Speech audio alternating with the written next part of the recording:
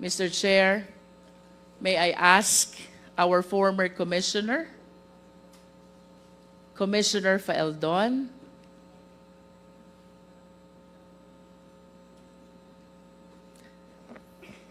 Commissioner Faeldon, can we start with the import clearance certificate? What is this document and what agency issues the same? Your Honor, I would like to go to the broader answer to the questions that I will concur with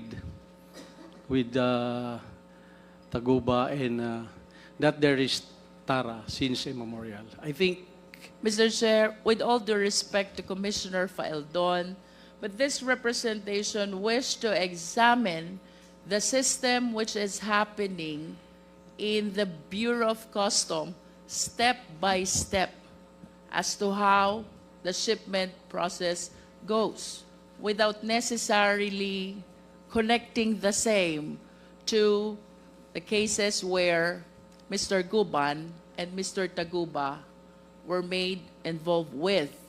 So, ang tanong po dito, Commissioner Faeldon, is the system that we practice in general sa Bureau of Customs.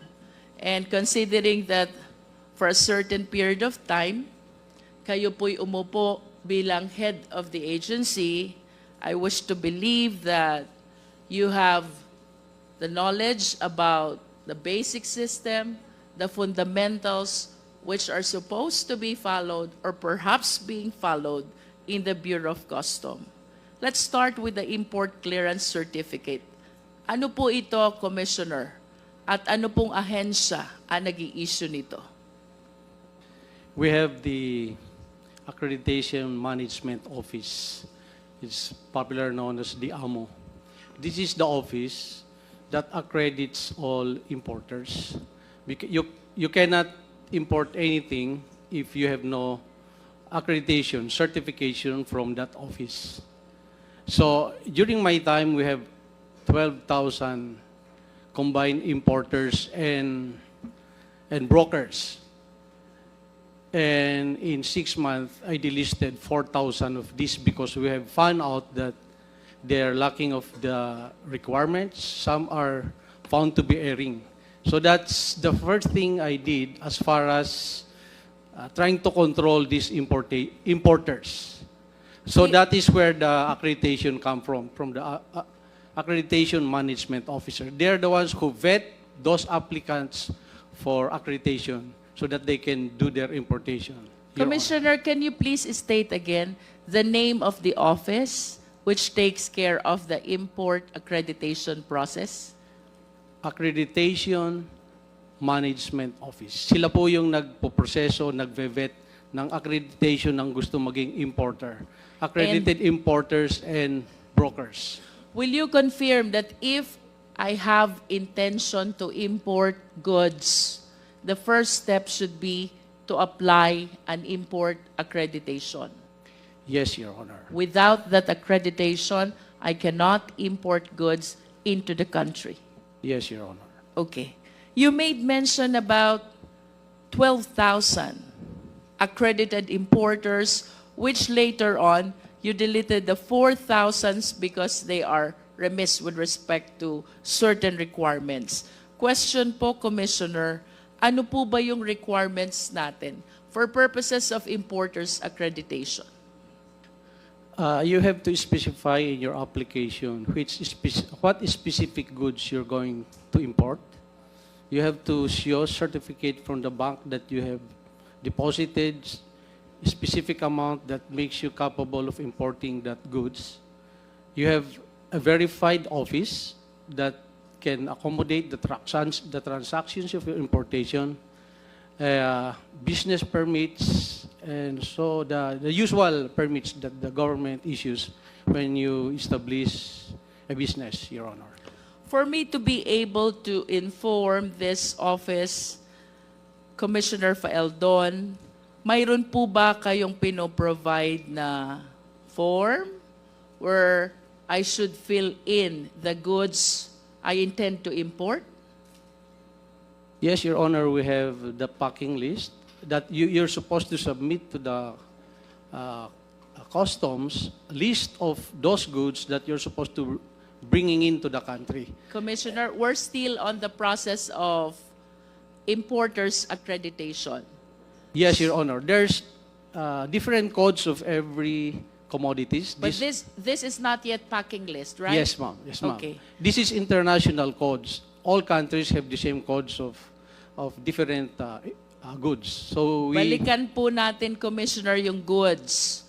Ano pong form yung ginagamit sa BOC in describing the goods for the purpose of applying for importers accreditation? I cannot remember the codes. There are thousands of codes, sir, representing specific goods, sir. But But the form is provided by the BOC. yes, ma'am. It's And- also in the website. It's publicly accessible in the website of BOCs. Is And you it can- is it correct to say that in the form there are codes that you mentioned? The Yes, ma'am. applicant is supposed to select which code corresponds to the goods You he intend to intended import. Yes, Your Honor. Thank you. With respect to bank documents, Commissioner Faeldon, what specific document do you require? During my time, it is the certificate of deposit because there are certain goods that require a specific percentage of amount that you have in the bank so that you can import that specific commodity. So these are the small nitty-gritties that the Accreditation Management Office has to verify before they will approve their accreditation, Your Honor. Sir, would it be correct to say that the amount required per certificate of deposit depends on the goods to be imported? Yes, Your Honor. If you intend to import just few items of commodities, you are not going to be required to deposit large amount of money. So it's going to be the specific percentage vis-a-vis the intended commodity to be imported. I am no longer particular about it, Your Honor, but it can be verified, Your Honor. How about with respect to the office? What particular document do you require? There's a list of the requirements issued by the Accreditation Management Office. These are publicly accessible in the website. So you have to go to customs and present all these documents. These are the prerequisite requirements and you'll be interviewed. And I assume the office has to be verified and all the other documents that is listed, that is submitted by the applicant, Your Honor. You mentioned that you verify the office address of the applicant. Is that correct? That's supposed to be some of the requirements because some of the 4,000 we delisted, when we verified those addresses, it's actually non-existing addresses. That's why we delisted them. So there are so many importers and brokers who do that. So when we try to vet the airing and the fly-by-nights, we found out that 4,000 at least were airing. That's why we delisted them. That's during my time, Your Honor. In other words, Commissioner Faeldon, by practice, you did the verification of the office address. Reason why you were able to discover this 4,000, which accreditation you deleted already. We tried our best to clean the list, Your Honor. You also mentioned about business permit, correct? Yes, Your Honor. So it discloses the company name and even the company owner. Tama po ba? Yes, Your Honor. And would you agree with me if I would say, with the bank certificate, with the office verification, and with the business permit, the BOC has ample information about all the importers into the country? That's the assumption, Your Honor. What do you mean by assumption? if all those documents are truthful. That's why they have to personally verify. But we're talking about here with respect to the actual practice and system and not with respect to assumption, Commissioner Faeldon. So I suppose that all the information that you're giving before this committee were practiced at least during your time as Commissioner of BOC. Tama po ba? Ma'am. In other words, during your time, Commissioner Faeldon, all importers' information are within the safekeeping of the BOC, considering the ample requirements that you are requiring initially for purposes only of importers' accreditation.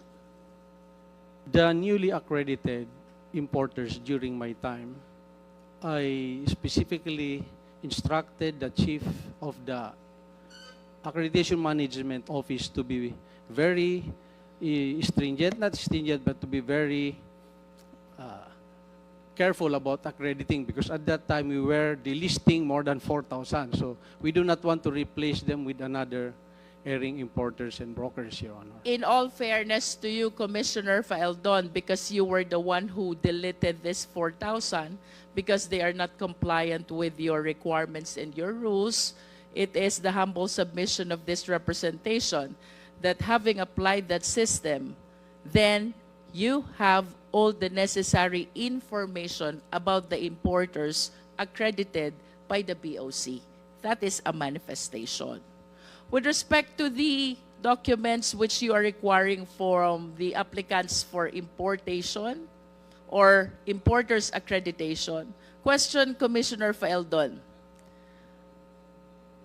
Alam nyo ang pangalan ng importer? Of course. Hindi po. It's the company that's listed, not all the time the owner, ma'am. So we cannot really say that we know the owners of the importers, but the So names. it depends. If the importer is an individual, Yes, ma'am. you will know the identity of the person. The AMO office may know, Your Honor. Okay. But if the importer is a company, then at least you have the name of the corporation. Tama po ba? Yes, Your Honor. And for you to know the owners of this corporation, I wish to believe that you required also the articles of incorporation and the GIS of this corporation who applied for importers accreditation. Tama po ba yun? Yes, Your Honor, the usual business requirement. That's actually what we do kapag ka ang applicant ay corporation. Normally, even for purposes of business permit, ang kasunod po nating hinihingi is articles of incorporation along with the general information sheet. Do you agree with that, Commissioner Faeldon?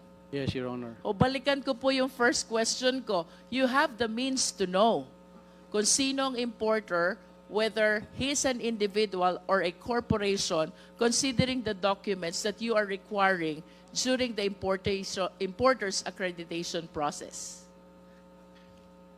Verifying the documents in the office, I think the customs has the means to do Yes. that. Yes. But going actually to check on the offices, that is where the customs lack the capability to personally verify some 12,000 offices nationwide.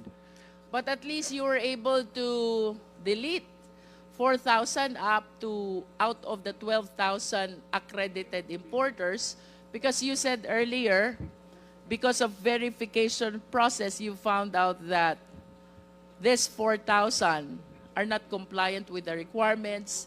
Some do not have the necessary office address. Tama po ba yun, Commissioner? Yes, ma'am. And some of those who were delisted were frequent violators of import laws. So I check in the database who are the importers and brokers who have violated some importation laws in the past, and I immediately included them on the list to be delisted in our accreditation, Your Honor. So that's another parameter why we delisted them, Your Honor. Either kulang ang requirements or nagkaroon ng previous violation. Yes, Your Honor. And of the 4,000, not one of them went to court and contest their delisting of their company in the No one accredited. attempted to question why they were I cannot deleted. I cannot remember even one of them who went to court and question their delisting from the accredited, Your Sir, Honor. balikan ko po yung documents na nire-require nyo during importer's accreditation process. With those documents, you can determine also the address of the importer, correct? Yes, Your Honor. With those documents, you can determine also the contact details of the importer, correct? Yes, Your Honor. And with those documents also, you can determine also what type of business does the importer conduct. Yes, Your Honor. And you can also determine the affiliations of this importer. Outrightly, I suppose the AMO should be doing a due diligence, AMO office, in checking the affiliations of this, or this applicant has been previously delisted, a company under his name or her name has been previously delisted. Those are the assumptions that the AMO office has to do due diligence in checking those circumstances, Your Honor. And with those documents, sir, definitely we can determine also the nationality of the importer. Of course, because Yes. there should In be a conclusion, nationality sir, written under the SEC or DTI registration, Your Honor. In conclusion, Mr. Faeldon, if I am an importer, generally speaking, it is very difficult to hide basic and important information from the Bureau of Customs. Do you agree? Yes, Your Honor. Thank you.